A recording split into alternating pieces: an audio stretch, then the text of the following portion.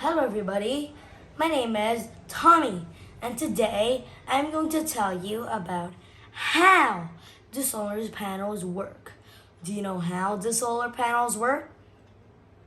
Well, through this lesson, we're going to learn about how solar panels work through a few examples and information. Okay, so now let's start. First of all, if you live in a villa or you live in a house, a small house, or temporarily just a flat, then you might live in a solar flat. What is that type of flat? Well, a solar flat is when that flat has 3 or 4 solar panels on the roof. If you ever had lived on a flat, and you climbed the ladder to the top of it, you could see solar panels, then that's a solar flat. But do you know what that electricity that the solar panels make, where did it pass through into our flat or our house? Well, they pass through by batteries.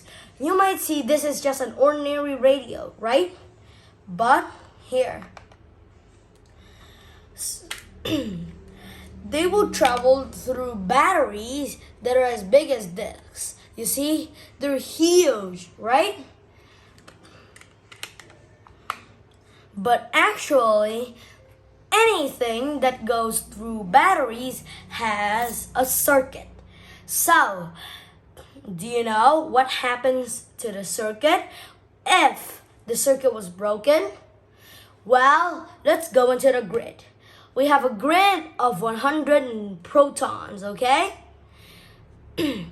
So, when the electron from the stuff that you're holding goes into the grid inside that thing, then it will cause a very rare expedition. So you know what is it? Well, neutrons. Neutrons will zoom into the grid, or the neutrons can be already inside the grid. If they hit any part of the grid, then those neutrons, explode and make a hole.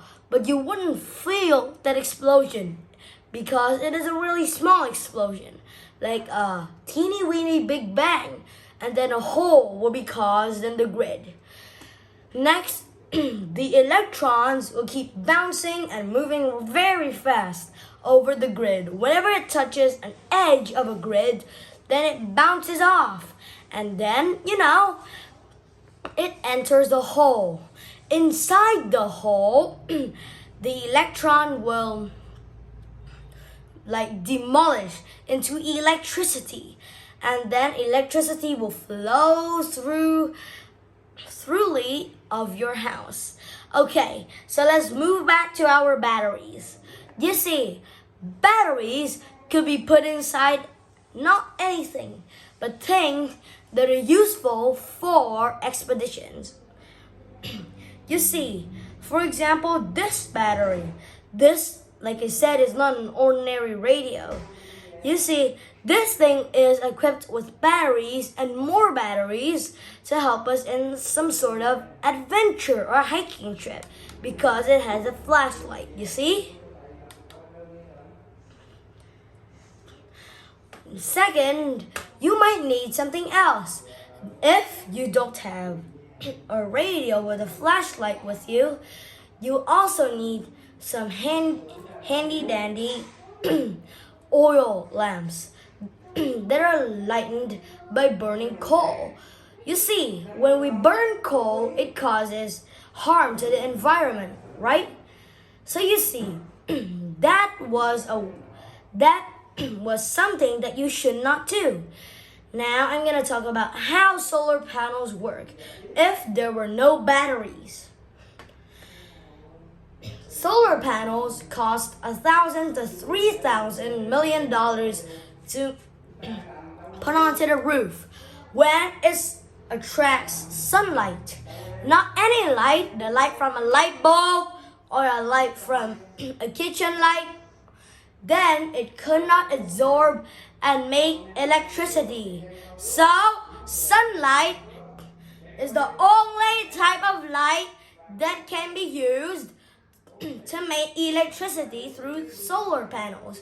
When it enters the panels, the light energy inside the panels will split up and cause holes. And that rare thing that I said will suddenly happen. Electrons will flow out of nowhere and will go into the holes and create electricity. The electricity will bounce and bounce in the grid. And then there will be, electric wires that connect with the solar panel so that the electricity could travel into your home. So you see, that was a way that solar panels work.